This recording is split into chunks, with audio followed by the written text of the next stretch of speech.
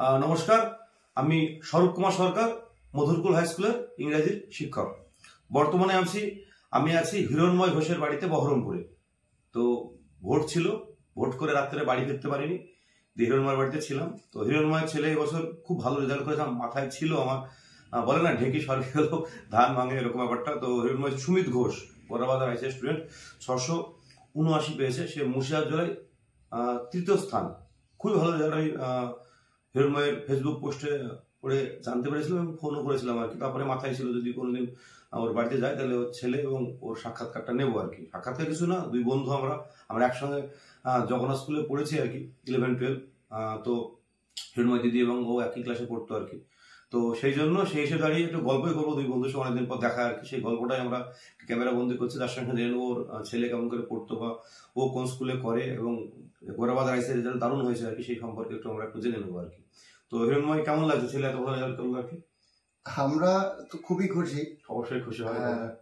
এত ভালো রেজাল্ট, মানে আমাদের যে স্বপ্নগুলো ছিল স্বপ্নগুলো ও পূরণ করেছে। আমরা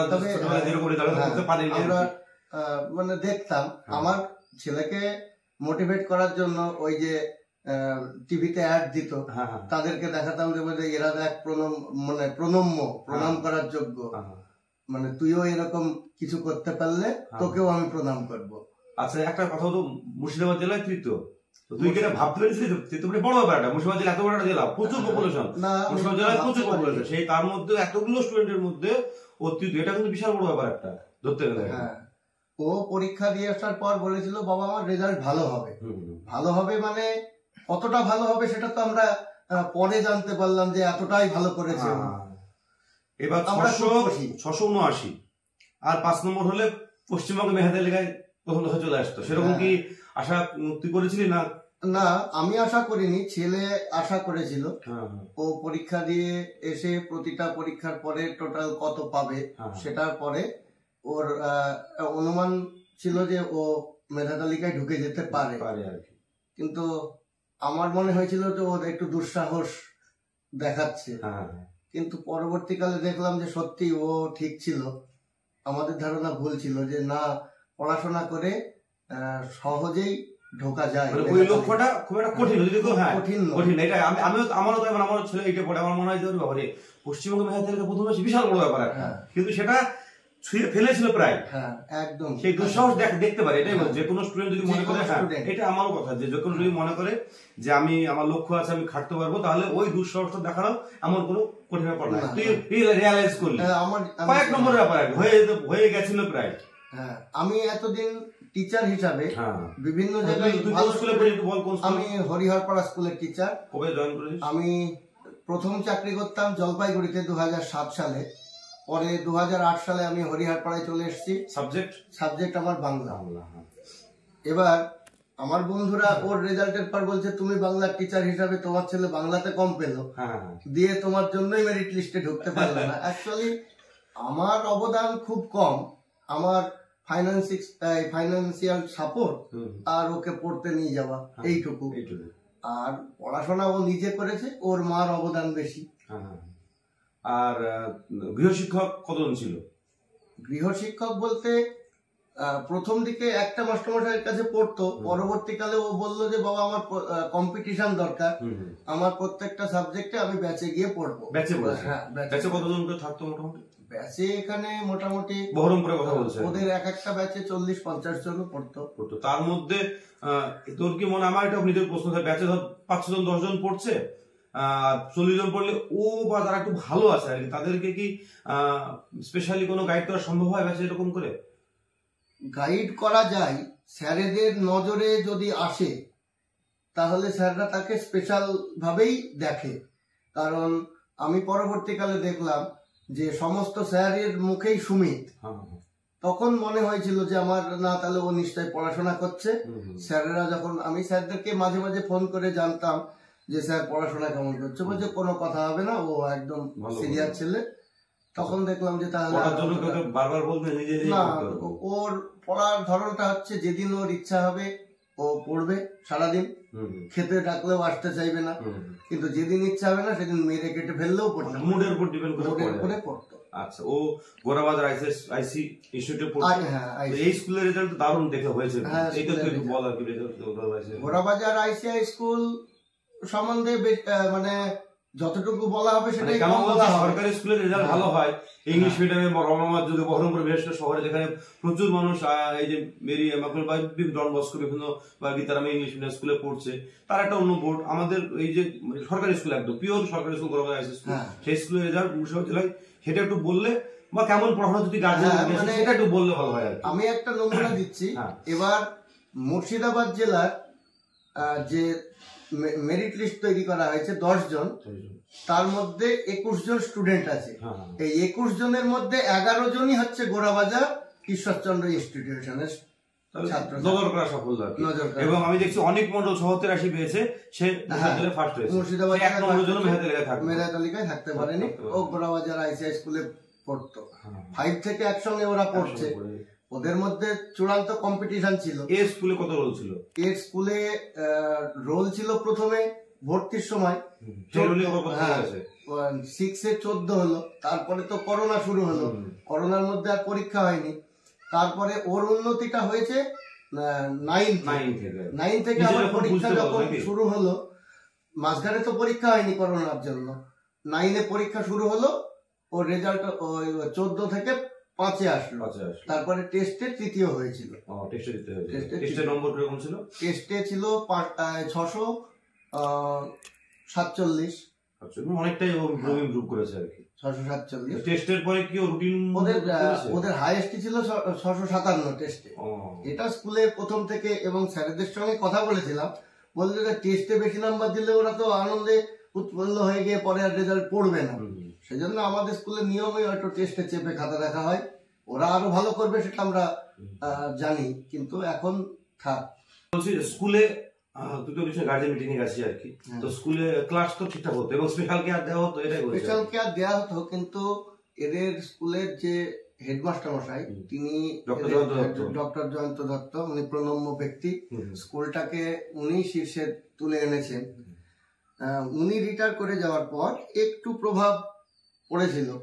টেস্টের পর ওদের যে স্পেশাল ক্লাসটা হতো, সেটা যেটা দীর্ঘদিন হতো, সেটা স্যাররা সেইভাবে আর নিতে পারেনি, কারণ ছাত্রদেরকে কন্ট্রোল করাও তো একটা ব্যাপার থাকে।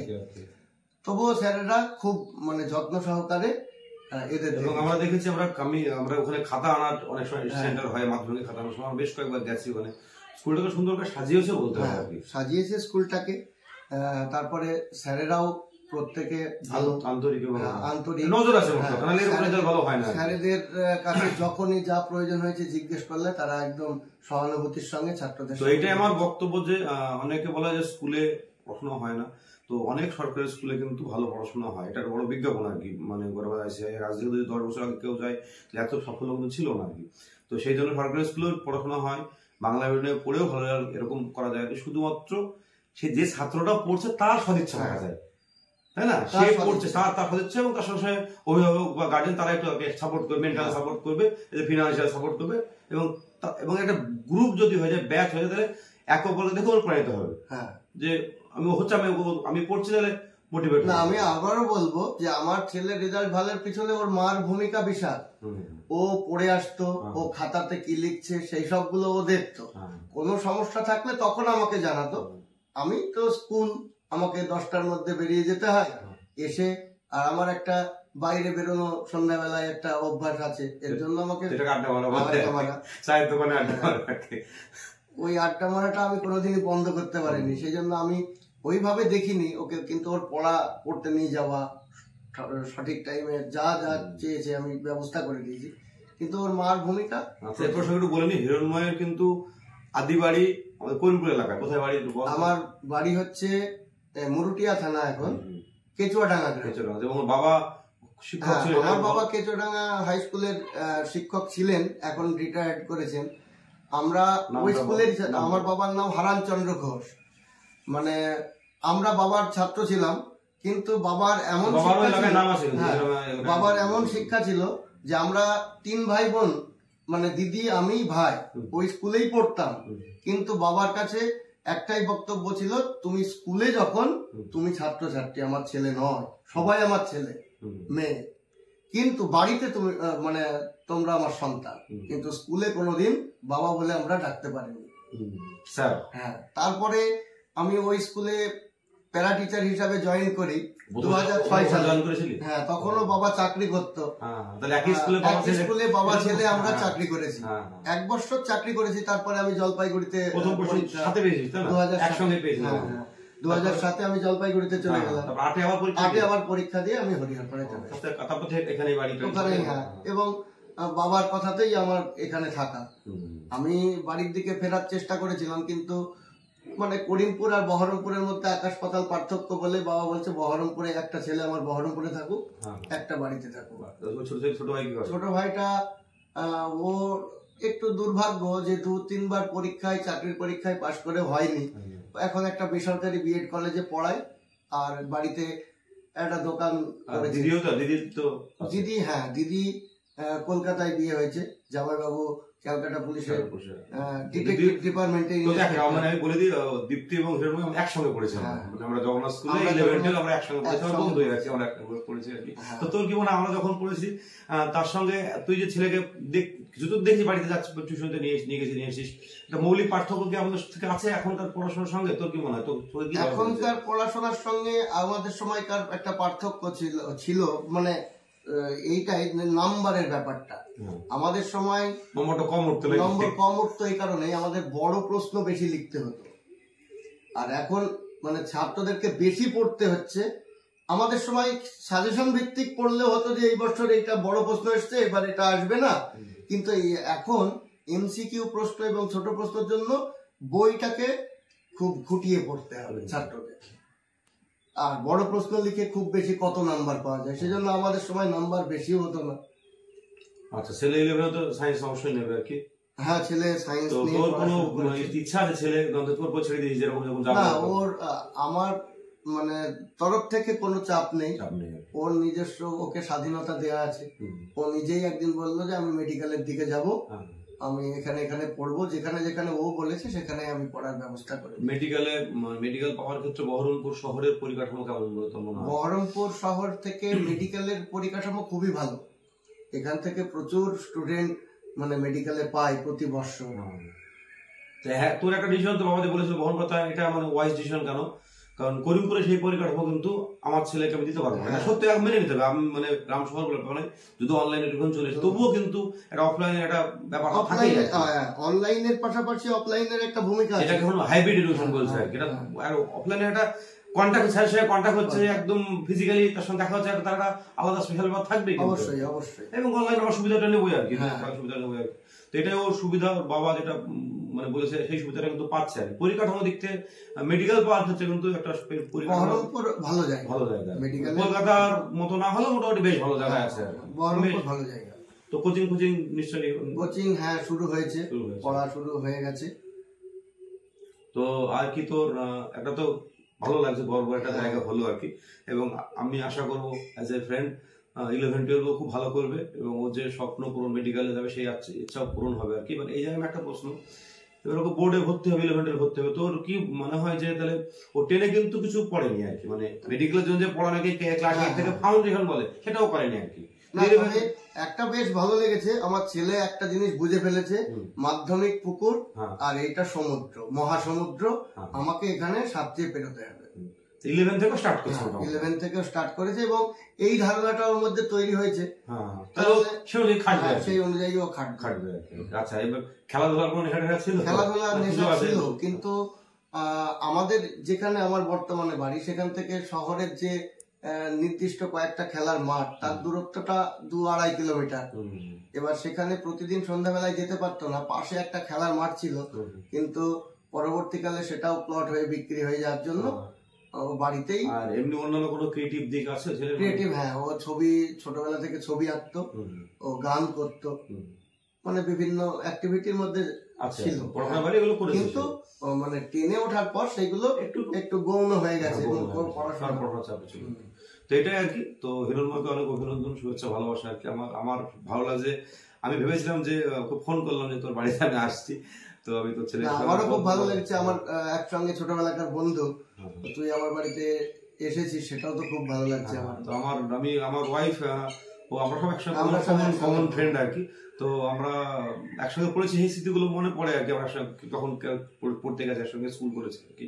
তো হিরণময় থাকে এরকম একবার রেখেছিলাম আর কি, আমার আশা হলো আর কি।